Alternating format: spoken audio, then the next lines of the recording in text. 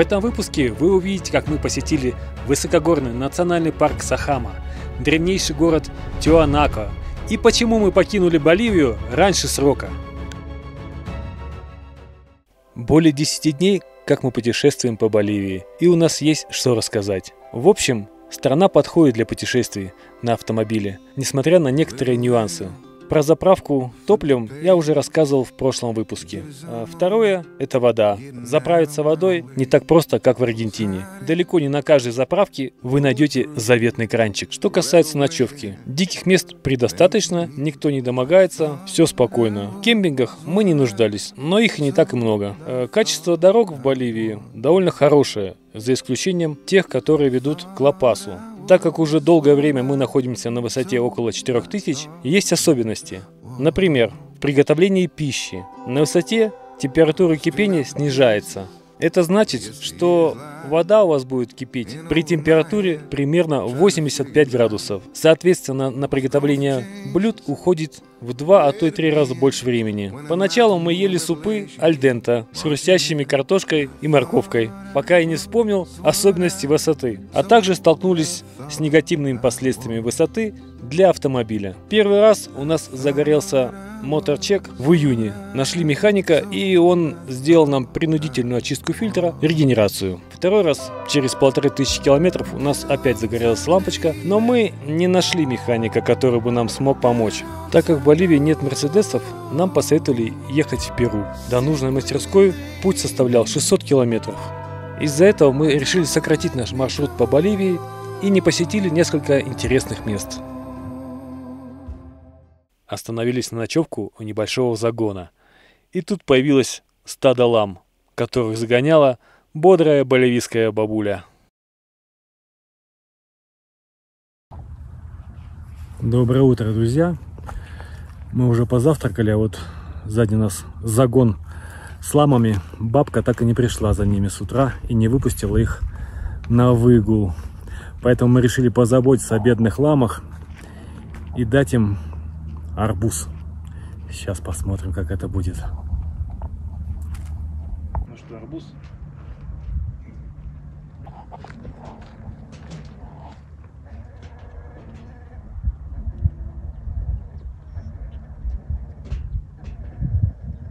У нас сегодня ночью был охранник. Собачка вечером прибежала. С нами осталась на ночь. Всех отгоняла, лаяла. Ну, конечно, мы же ее кормили за это. Вот сегодня у нас для нее завтрак небольшой был.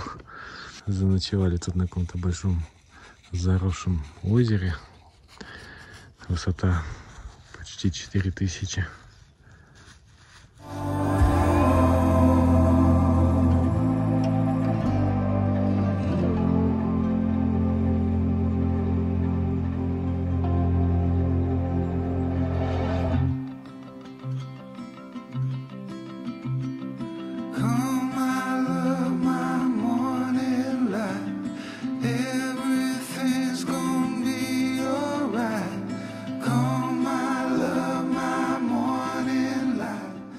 Приехали в национальный парк Сахама.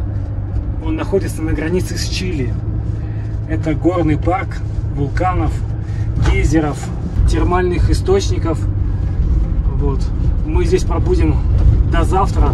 Все классно, но высота 4300 и больше.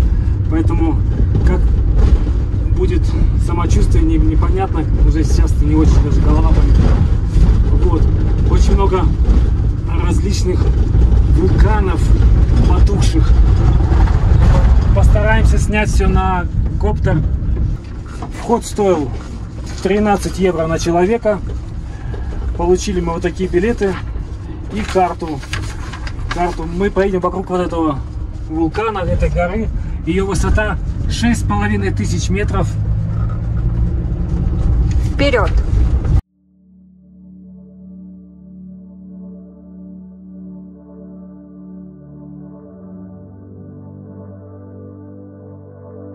Национальный парк Сахама был создан в 1939 году для защиты 100 тысяч гектаров флоры и фауны Анд, а также геотермальных источников. Его территория простирается на высоте от 4200 до более чем 6500 метров над уровнем моря. Здесь находится заснеженная Сахама, самая высокая вершина страны с пиком 6542 метра. На территории национального парка Сахама расположен самый высокогорный лес в мире, который взбирается на высоту до 5500 метров. В парке живут 5 общин, в которых разводят лам и альпак. Некоторые местные жители предоставляют различные услуги для туристов. Вот эти два вулканических конуса Паринакота и Померата известны как Паячаты, близнецы, и считаются женами Сахамы. Это регион вулканических кордильер.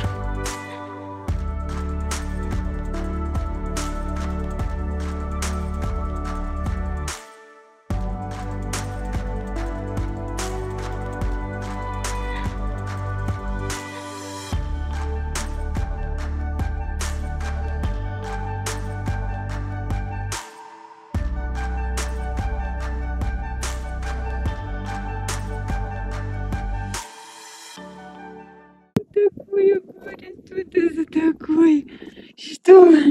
Что за колтун сплошной? Ну все, Оля нашли не одну, а двух. Хочет забирать двух. Хотели вот это еще щенок, поэтому вот смотри, он еще такой вырастет.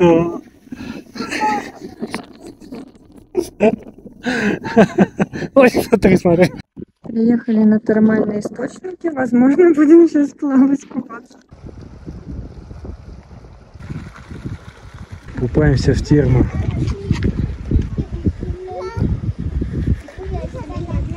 Друзья, нашли вот такой термальный бассейн с видом на гору.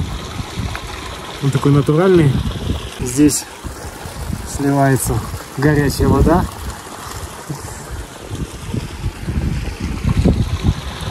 Вот, поплаваем сейчас. На улице холодно, плюс 12. Плюс 12. И ветер холодный. Классно, да? Водичка так необычная, когда на улице холодно, а ты сидишь в теплой водичке, так приятно. Вообще, запах такой интересный, термальный. Да, здесь сделан вот такой домик небольшой, можно в нем переодеться.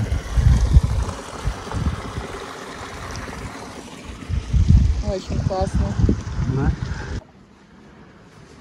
Пошел дождик, поэтому немножко стало еще прохладней, но зато появилась вот такая вот радуга.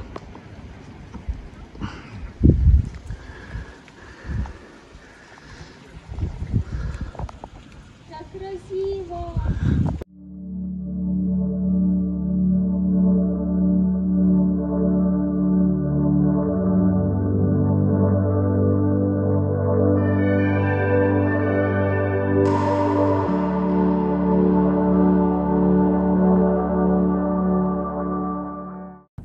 Доброе утро, друзья!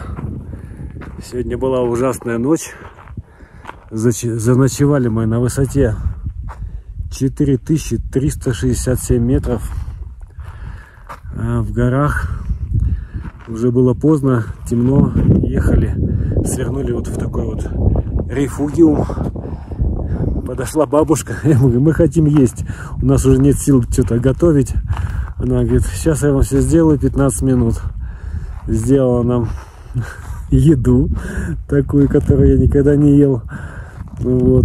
И мы попросились остаться здесь, ночевать в автобусе. Вот. Ночью было плюс 1 градус. Но у нас как бы не сильно холодно было. Ну как, холодно, конечно, но мы подготовлены. У нас термобелье, большие, толстые, пуховые одеяла из канадского пуха. Поэтому не замерзли. Печка у меня фурычит, не фурычит.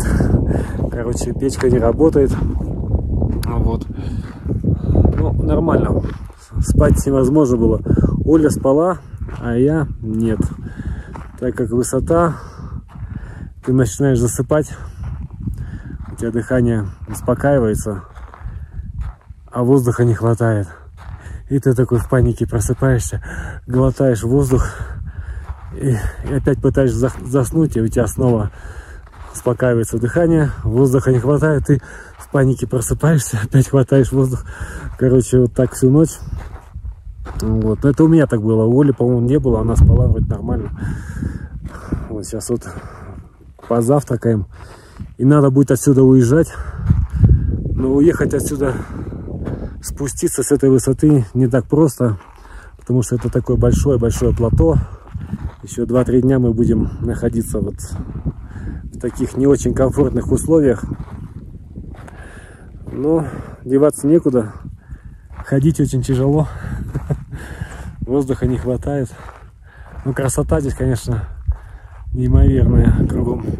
Сегодня очень чистое небо, нет облаков. Видны все вершины вокруг. Очень красиво. Было вчера много лам и альпак. Альпаки чуть меньше, чем ламы, но зато такие пушистые, очень прикольные, смешные. Я вот сфотографировался с одной. Сейчас поищем, может еще найдем. Они ушли сегодня утром уже на пастбище, а вчера вечером и здесь было очень много. Они ночуют здесь, вот в этих загонах. Хотя на улице и холодно, но в автобусе было сухо. Так как мы находимся в довольно сухом регионе, и влажность здесь очень низкая. Поэтому даже стекла в автобусе не запотели. И из-за этого не было так поразительно холодно. Это плюс. Привет! Ты такой хорошенький, глазки у тебя голубенькие. Оля урвала альпаку. Такой вот милый. Смотрите, какой он. У него очень мягкий мех. Гораздо лучше, чем у ламы. Поэтому он ценнее. Парк является объектом всемирного наследия ЮНЕСКО. В нем есть археологические и исторические места, представляющие культурную ценность, доколумбовые руины и колониальные церкви.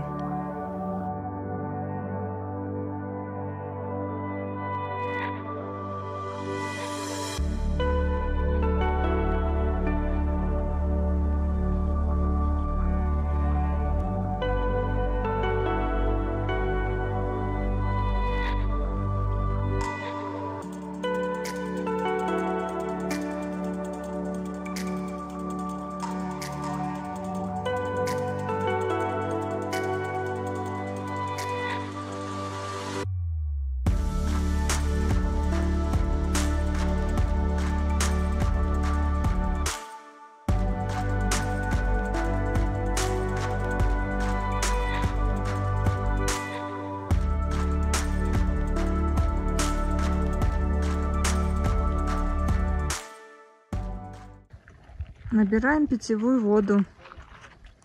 В деревне. Да, такая маленькая деревушка боливийская. Но здесь везде вот краники есть, колонки.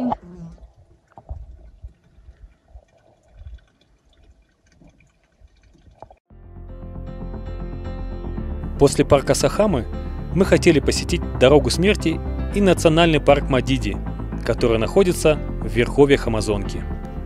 Это один из самых опасных парков во всем мире.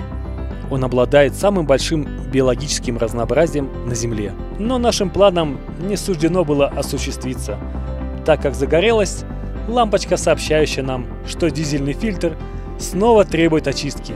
Дело в том, что на высоте, из-за того, что не хватает кислорода, топливо не сгорает полностью, и поэтому дизельный партикль-фильтр забивается быстрее. А также играет роль плохое качество дизеля. Поэтому мы поехали в сторону Перу.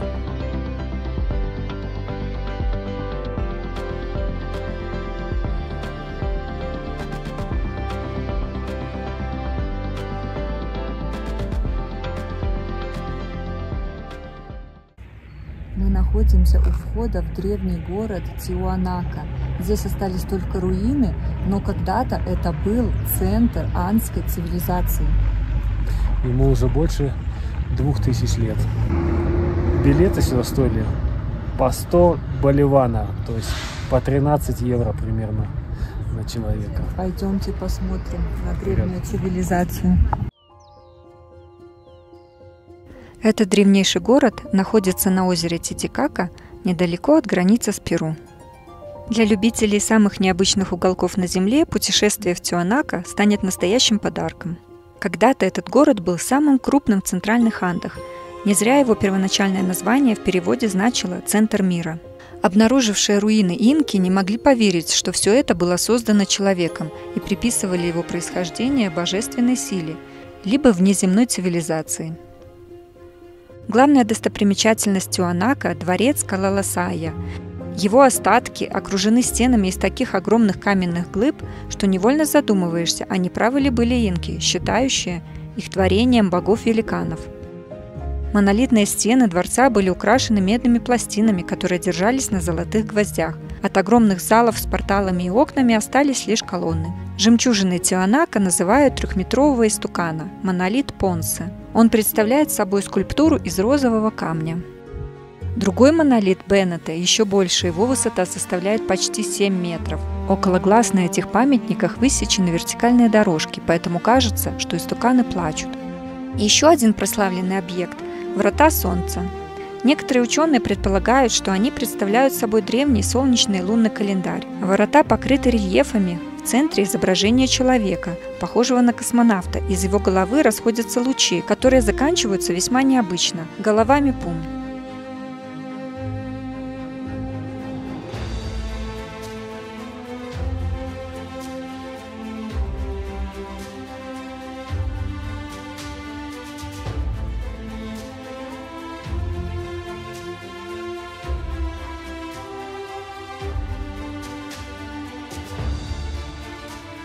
А в музее можно полюбоваться коллекцией керамики, найденной на территории комплекса, а также увидеть, как выглядели жители этого города.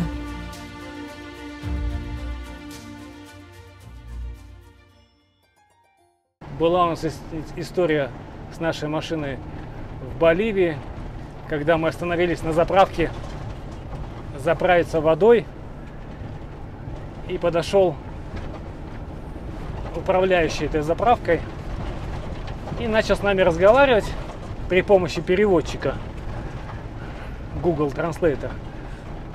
И сказал, что у него шеф, владелец этой заправки, мечтает, тоже хочет купить автодом. И буквально минут через 5 заезжает джип, и он такой говорит: вот это, говорит, хозяин. А хозяин вышел сразу с открытым ртом к нашей машине. Я, говорит, хочу зайти в нее, хочу зайти. Я такой: ну давай, зайдешь. Запустили его внутрь, показали коротко. Он такой сумку свою открывает, достает деньги, говорит: я хочу купить ее сейчас. Вот, мы, конечно, улыбнулись. Я говорю: давай, оставь свой телефон, когда накатаюсь, я тебе ее продам. Он еще пару раз попытался сказать, что ему нужно сейчас, и он бы купил сейчас, но мы ему вежливо отказали. Да, он, кстати, не только у него несколько заправок и владелец серебряных рудников. Вот. Так что есть у нас предложение уже по покупке нашего автобуса. Или обмен за серебро, за слитки серебра. А в следующем выпуске мы покажем озеро Титикака с его плавающими островами, а также самый красивый город колониальной эпохи в Перу – Арекипа. Вы увидите наш путь до Тихого океана. Спасибо за просмотр. Подписывайтесь на наш канал, ставьте лайки.